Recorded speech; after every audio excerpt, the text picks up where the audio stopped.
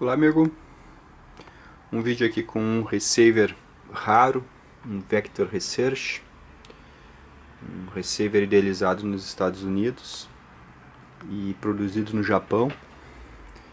Ele é mais ou menos de 1978, ou seja, é bastante antigo, porém ele tem um visual bem moderno, inclui aqui LEDs para mostrar as funções, tem um VU de pico aqui também para os dois canais, ó. Então uma coisa que naquele tempo em 78 era, digamos que meio que exclusivo. Medidores analógicos aqui de sinal e de sintonia, tem um dial bem legal aqui, ó. Esse aparelho é de um amigo aqui de perto, então ele me trouxe aqui para mim dar uma olhada. Ele está com mais B nesse canal aqui, veja aqui a saída dele, é dois canais de 65 watts em 8 ohms. Vou dar uma olhadinha aqui o que aconteceu. Como eu não costumo pegar aparelhos, né, mas como é aqui de perto, onde eu não vou precisar fazer logística de embalagem, né, porque muitas vezes o tempo que a gente vai fazer um reparo, né, é e a gente vai fazer a embalagem para despachar o equipamento. Às vezes a gente gasta o dobro do tempo para fazer uma boa embalagem, né? Então muitas vezes um conserto acaba sendo inviabilizado por causa das logísticas. Então o tempo de embalar um equipamento tem que ser muitas vezes cobrado também, né? Material de embalagem, porque se um aparelho desse aqui for mal embalado, pode acontecer o que aconteceu aqui com esse aqui, ó. Vejo aqui que ele está com a traseira torta aqui nessa região. Provavelmente quem embalou pôs aqui o plug, ó, despachou o aparelho com o plug assim. Ele deve ter recebido uma batida aqui e amassou essa região aqui para dentro, ó. Então notem aqui que também o conector do fusível aqui, ó, o porta-fusível está amassado também para fora, né? O porta-fusível amassou para cá e isso aqui amassou para cá, tá? Então tem que tirar esse painel aqui para desamassar, né? Olha só, não foi muita coisa, né? Mas tem que dar uma desamassada aí nessa traseira. Todo o tempo que a gente acaba ficando envolvido com o aparelho tem que ser cobrado, né? Porque não tem como trabalhar de graça, né? Então eu penso que quando o conserto é de alguém que fica próximo, que consegue vir trazer o equipamento e depois vir pegar o equipamento, isso já barateia bastante o custo do serviço, tá? Porque realmente a embalagem, não adianta eu fazer um conserto aqui primoroso, né? Por exemplo, não é o caso desse aqui, mas fazer um recap total aqui, né? Um serviço extensivo, e aí eu vou fazer uma embalagem rápido, né? Não quero perder tempo fazendo a embalagem e despacho o equipamento por uma transportadora, ele chega lá todo amassado porque eu fiz a embalagem mal feita, né?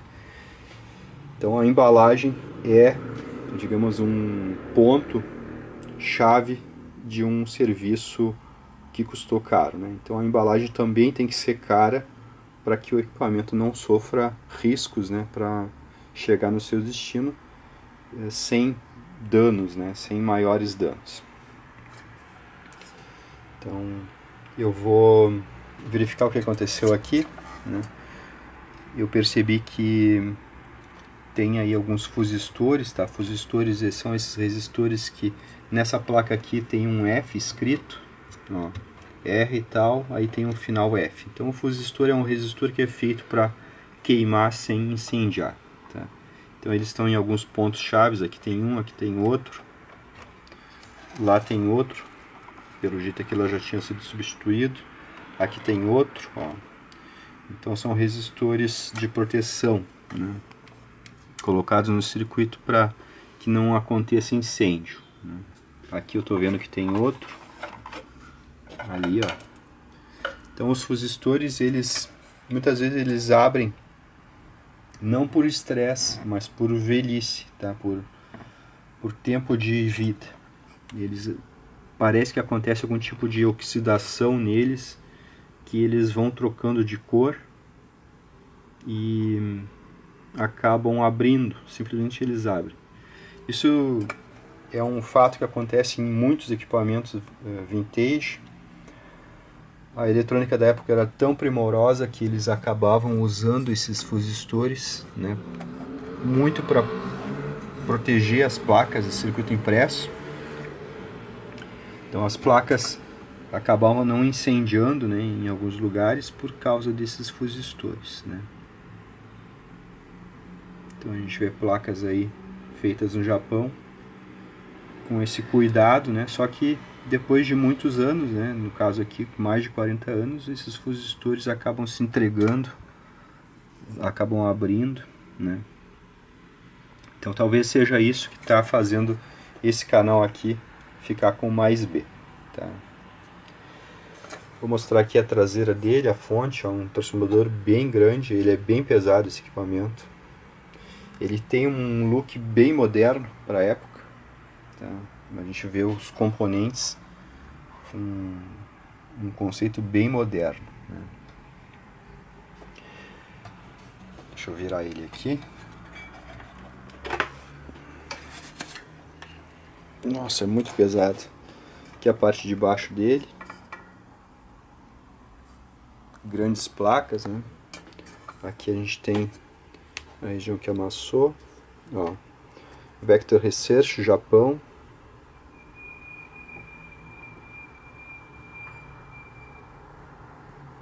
Olha só que legal aqui o serial, ó.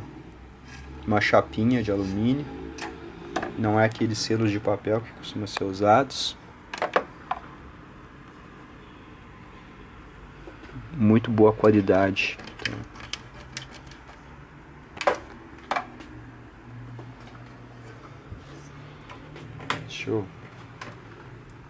Eu vou ligar ele aqui, só para vocês verem aqui o painel frontal dele ligado. Já liguei ele na série para ver, ele não está em curto nem nada. Vou colocar aqui, ó. Então aqui é iluminado, ó. Aqui protector, então é justamente porque ele está com DC em um canal. Aí o relé aqui fica sempre desligado, né? Fica sempre atuando, digamos assim, para cortar, para que esse sinal não vá para a caixa acústica, né? Um cuidado também que os amplificadores e receivers antigos tinham, né? Todos os amplificadores japoneses têm proteção DC, né? Então aqui a gente tem controle de grave e agudo, ó. Grave e agudo e mais médio só. A gente tem aí o dial todo iluminado, né? Não vai dar pra ver porque tá muito claro aqui. Aqui tem o seletor, ó. Que legal.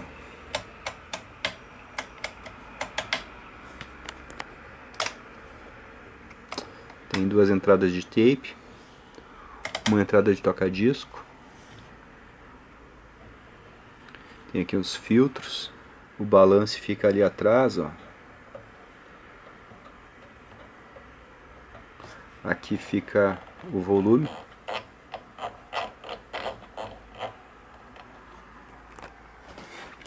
A iluminação é feita por lâmpadas incandescentes. Uma coisa que com o tempo acontece, né? A lâmpada emite raio UV e ela acaba queimando por calor e por UV o plástico. O plástico acaba ficando rachado com o tempo, né? Essas lâmpadas aqui pelo jeito são originais, ó.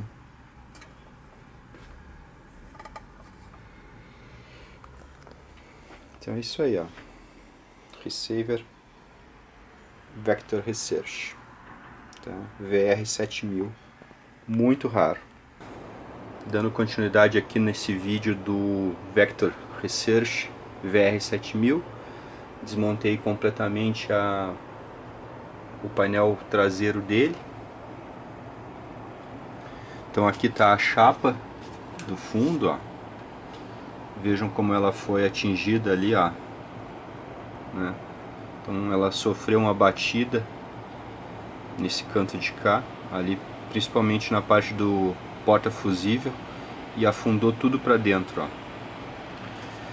Então muitas vezes a gente faz um receiver desse, deixa funcionando tudo certo, e aí o fato de fazer embalagem, por ser uma coisa demorada, chata de fazer, né, a gente acaba, por exemplo, não embalando corretamente, e acontece esse tipo de coisa, né? Então uma embalagem correta para um receiver, para um amplificador, tem que ser de maneira que ela consiga travar o equipamento dentro. Ele não pode ficar solto dentro da embalagem, né? A gente tem que fazer de uma forma que, por exemplo, o isopor toque aqui nesse canto, onde tem esse reforço aqui, ó, e não aperte no fone, né? Então a gente tem que colocar um isopor aqui, para que o isopor segure aqui o impacto, né? A gente não pode, por exemplo, colocar um isopor aqui em cima dos conectores de saída, né? Porque se a embalagem for batida, vai apertar aqui nessa região, né? Então a embalagem boa a gente tem que travar aqui nesses cantos onde o equipamento tem mais força estrutural, né? Então, por exemplo, na frente dele a gente tem que travar aqui do lado do painel, né? Aqui tem mais força, aqui suporta mais impacto, né? Se a gente colocar um isopor que fique pressionando aqui o knob, quando o correio ou a transportadora for carregar, eles vão bater com a caixa e o impacto vai ser absorvido aqui no knob. Então a gente não pode fazer com que o knob ou as chaves suportem o impacto, né? A gente tem que usar esses cantos aqui para que eles suportem os impactos, né? Eles são mais fortes do que essas chaves aqui, né? O impacto aqui nessa chave vai quebrar a chave lá dentro, né? Então a gente tem que sempre usar esses cantos aqui para fazer as travas do equipamento e deixar aqui atrás livre, né? Talvez botar uma trava aqui no meio, né? Um isopor aqui no meio, pegando a parte de cima e a de baixo, né? Porque vai ter a tampa aqui em cima que vai ser forte e vai ter aqui o fundo que vai ser forte, ó. Então a embalagem, muitas vezes a gente gasta aí 2 horas de trabalho contínuo para fazer uma boa embalagem. A embalagem é um detalhe que a gente tem que levar em consideração, o tempo que a gente vai perder fazendo ela, né? Então é uma questão delicada, né? Porque se a gente disser que vai cobrar a embalagem de algum cliente, ele vai acabar até se ofendendo, né? Mas a embalagem pode evitar que aconteça esse tipo de coisa aqui, né? Então a gente tem que pensar aí no tempo de embalar, né? Um valor para embalar. Os materiais têm que ser bons. Não adianta eu querer fazer uma embalagem se eu não tiver isopor, se eu não tiver plástico bolha ou algum tipo de material absorvente. Então isso tudo tem que contar no serviço, né? A logística de embalagem é muito importante. Então aqui, como esse equipamento aqui é de um amigo meu aqui de perto, ele pode me trazer aqui e depois pode coletar o equipamento aqui, então fica bem mais fácil isso e barateia o serviço, né? Então o serviço fica um pouco mais barato porque não tem a logística de ter que fazer embalagem, de ter que levar na transportadora, de ter que pegar na transportadora, né? Então são várias horas envolvidas em logística, né? Que não são o conserto propriamente dito do equipamento, né? De repente um conserto aí pode levar 1 hora para mim consertar. Por exemplo, aqui ele está com DC, de repente eu troco ali os resistores e já fica ok, né? Mas provavelmente eu vou perder umas 4, 5 horas aí para fazer as logísticas, né? De embalagem, de levar na transportadora, de coletar na transportadora. Então isso tem que ser também levado em consideração, né? Então, dando continuidade aqui, ó, desamassei o painel traseiro, né? Isso aqui provavelmente foi 1 hora de trabalho a mais, porque eu tive que desconectar todos esses conectores, tive que tirar a antena aqui, né? Tive que tirar o cabo de força. Então isso aí para montar e desmontar provavelmente em torno de 1 hora ou 2, fazendo esse trabalho aí de consertar o que foi danificado por ter sido feita uma embalagem inadequada, tá? Então nunca fica igual como era antes, né? Então a gente tem que evitar, né? Então a embalagem tem que ser um serviço, né, que tem que ser cobrado, porque senão a gente já vai acabar fazendo a embalagem sem vontade, porque a embalagem se torna um estorvo, né? Tem que fazer uma embalagem. Então a embalagem é um serviço, né, que tem que ser valorizado, né, para não acontecer esse tipo de coisa que aconteceu aqui, né? Uma batida não foi muito forte, mas olha só todo o trabalho que dá para tentar reverter o que aconteceu. Continuando aqui com o Receiver Vector Research, meu amigo Sandro. Já fiz aqui o serviço de desamassar a traseira dele. Então isso aqui estava bem amassado, eu tive que tirar tudo isso aqui, até a chapinha do cereal ali, para poder desamassar, desentortar essa chapa que ficou amassada porque alguém transportou ou embalou o aparelho com esse plug aqui, ó, ligado aqui. Então aconteceu uma batida aqui e toda a lata veio a ser amassada por causa desse ato de colocar o plug aqui para poder transportar, né? Então, até reforçando, né, a gente tem que fazer uma embalagem que segure bem os cantos, que trave bem os cantos. O aparelho não pode andar dentro da caixa, ele não pode ficar com folga, né? Então a gente tem que colocar um isopor aqui nesse canto para que esse isopor absorva os impactos que ele vai sofrer inevitavelmente sendo transportado por transportador ou por correio. Então a gente tem que pensar na embalagem para que ela faça esse trabalho de distribuir essas forças de impacto de maneira eficiente, né? Então a gente tem que proteger bem, né? De repente, se for um isopor muito duro, a gente tem que cavar no isopor para que isso aqui entre dentro dele, né? Então aqui, por exemplo, aqui é um setor muito frágil da carcaça. Então se a gente for colocar um isopor aqui nessa região, a gente vai ter que cavar o buraco da antena dentro do isopor, né? Vou até deixar meio livre aqui no meio, porque essa parte do meio é bem frágil, tá? Então aqui nesse canto, né, a pessoa vai ter que, por exemplo, usar um isopor que explore bem aqui essa parte, que distribua as forças de impacto uniformemente aqui nesse canto, né? Sem contar na frente dele, né? A frente dele tem bastante controles, então se a gente fosse fazer uma embalagem para esse aparelho, teria que pensar num isopor com todos esses furos aqui. Então encaixar o isopor aqui de maneira que não force os knobs, né, que não force essas chaves aqui em possíveis batidas, né? Então que a força seja transmitida uniformemente para o painel, né? Então aqui ele tem essa protuberância, a gente teria que pensar em não escorar nada aqui na frente, tá? Porque isso aqui é uma parte diferente do painel. O painel não contempla essa parte aqui do meio, tá? O painel está aqui, ó.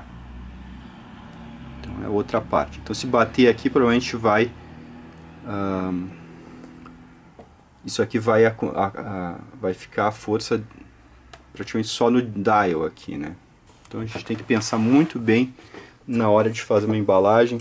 Outra coisa é os pezinhos, né? Então os pezinhos, se a gente não fizer o buraco no isopor, se o aparelho levar uma batida, esses pezinhos vão acabar amassando a lata para dentro, né? Então fazer uma embalagem é uma arte, né? Então, a gente tem que pensar em tudo para que o aparelho chegue inteiro, né, no cliente ou no dono. Então, a embalagem é uma coisa que, digamos que é um serviço muito valioso, né? Não adianta, por exemplo, eu consertei aqui os fusistores, tá?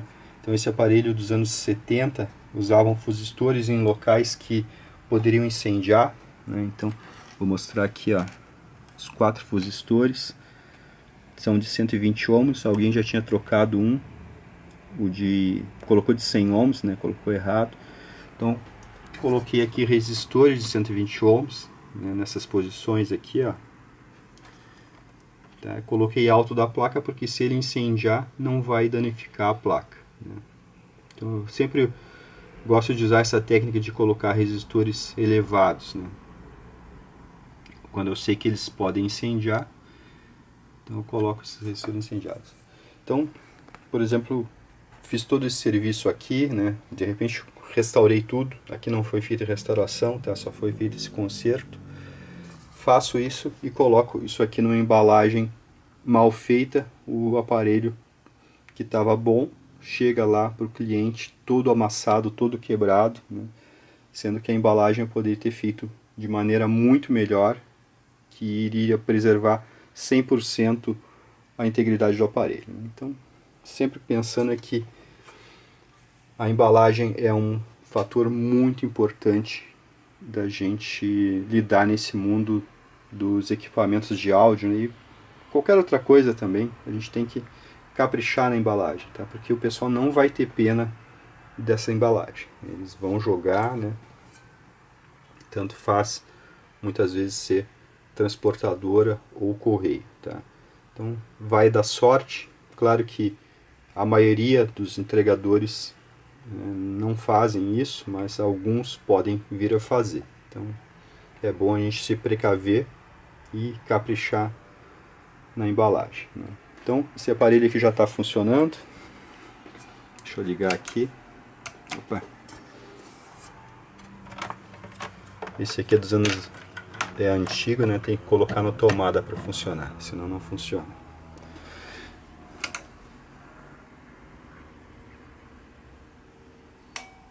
Nossa. Desacionou a proteção, né? Então, tá ok agora.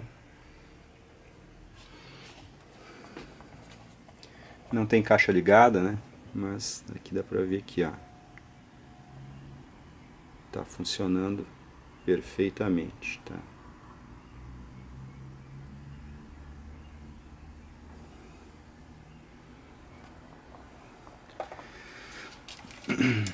Então já dei uma testada nessas chaves.